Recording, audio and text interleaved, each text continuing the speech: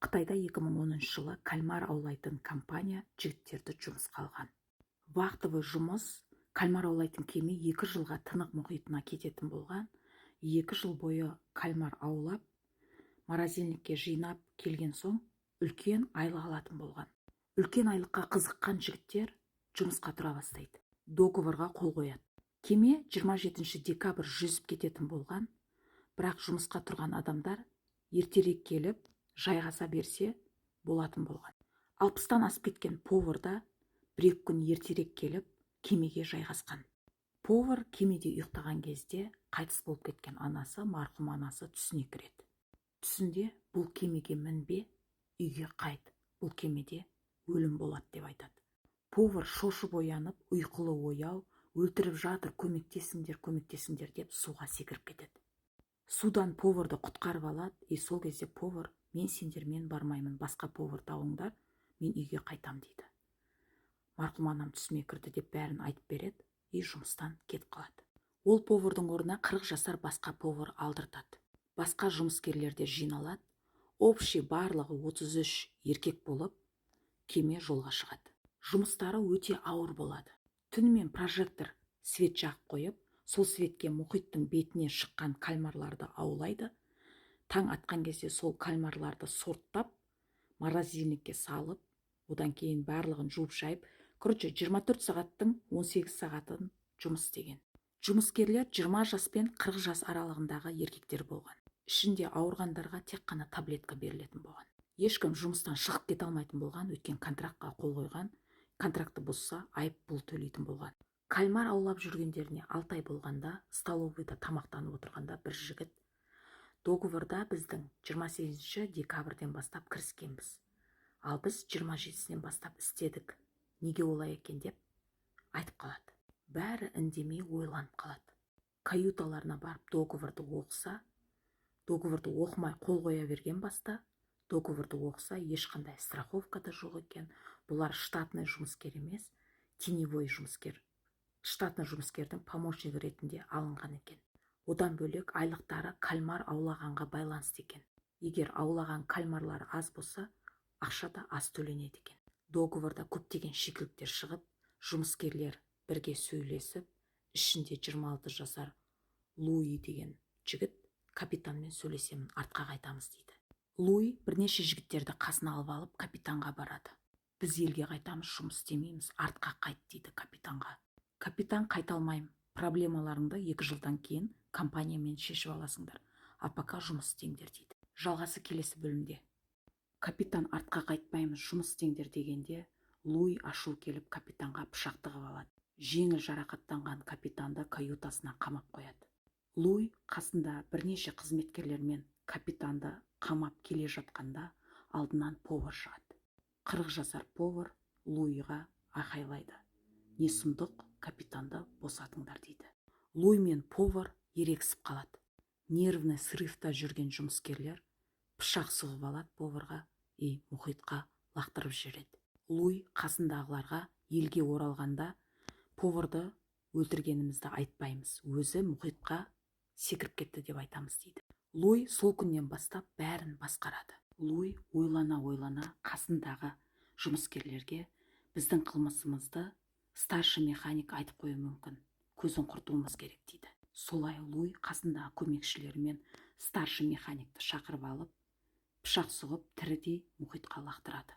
Механиктің көмекшісі туған інісі екен, ағасын іздейді. Жұмыскерлерден сұрағанда үндемей отырады. Луиға барып ағамды тауып беріңдер дегенде, оны да мұхитқа лақтырып жібереді. Сол күннен бастап Луи параноик бола бастайды. Қайсысы біздің қылмысымызды айтып қою мүмкін деп әр адамға подозрениемен қарайды. Сол кезде үндемей жүрген капитанның көмекшісі көзіне түседі. Жап-жас бала бөлмесінде ұйықтап жатқанда Луи қасына барады. Каютаның ішінде осындай кроваттар болған. Капитанның көмекшісі жоғарысында жатқан, ал астында Дуан деген бала жатқан. Луи капитанның көмекшісіне пышақ сұғып өлтіріп жатқанда, Дуан бәрін естіп жатқан, бірақ өтірік ұйықтап жатқан. Луи өлтіріп болған соң Дуанға: ертеңнен бастап сен повар боласың дейді. Дуан сол күннен бастап повар болып жүрген. Жұмыскерлердің арасында ерегіс басталады, екіге бөлінеді. Луйға қарсы шыққанның бәрін Луй шақырып алып, либо мұхитқа өзің секіресің, либо мен сені пышақтап өлтіріп лақтырамын дейді. Көп жұмыскер өзім секіремін, тірідей секірейін лучше деп мұхитқа тірідей секіріп кеткен. Кемеде 15 адам қалғанда, оның бірнешесі Луйдан қорқып, спасательный қайықпен қашады. Кішкентай қайық мұхиттың толқынымен алысқа кете алмайды. Толқын артқа қарай итере беріп, кеменің қасына қайта келіп. Луй оларды ұстап алып, біреуін өлтіреді. Ал екінші адамды өлтіру үшін қамаулы отырған капитанды шақыртып, қолына пышақ беріп, мына адамды өлтіресің, немесе сен де өлесің дейді. Капитан тірі қалу үшін адамды өлтіреді. Соңында 11 адам тірі қалады. 11 адамды да полиция соттайды.